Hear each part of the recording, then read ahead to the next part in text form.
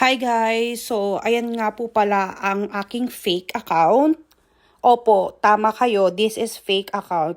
So, kung nakaka-message nyo man po ito, please po, paki-report ito sa Facebook. Kasi itong tao na to ay sadyang masama po ang ugali.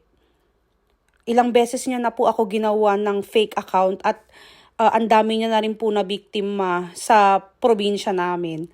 Miski po family ko, dinadamay niya sa problema niya sa buhay niya. Kung may issue man siya sa sarili niya, hindi ko alam kung bakit ako dinadamay niyang tao na yan. Kaya kung ako po sa inyo, huwag po kayo basta-basta maniniwala dyan sa tao na yan. Kasi grabe gumawa ng kwento yung tao na yan. Lahat updated siya sa akin.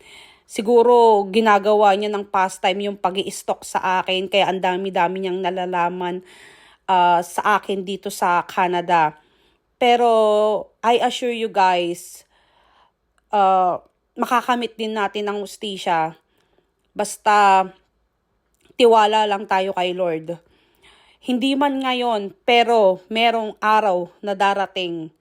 Lahat ng ginagawa niya sa akin, babalik at babalik sa kanya yan. Kasamaan na yan. Kaya kung ako sa inyo, please po, i-block nyo na yan para hindi po kayo mabiktima.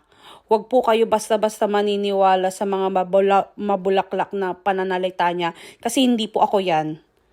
Kasi lahat po ng in-offer sa inyo ay pawang kasinungalingan. Sobrang hirap ng buhay dito sa Canada, hindi ganun kadali. Magsusunog kayo ng milyon para lang makapunta dito sa Canada kung gusto nyong mag-international student.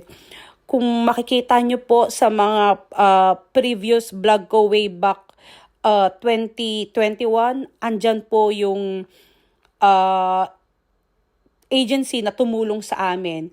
Feel free po na mag-apply sa kanila. Tutulungan po, po nila kayo all the way papunta dito sa Canada. Hindi ko po alam kung magkano na po sa ngayon yung processing fee nila. Pero nung sa amin po kasi medyo mataas na kasi in demand na nga po ang papunta dito sa Canada. Kaya hindi rin po ako, alam niyo yun, basta-basta nagbibigay ng ng information regarding my agency kasi sila po ang nakakaalam nun kesa sa akin. Kaya please po, please block this person, please block this account and please report this account. Maraming salamat po.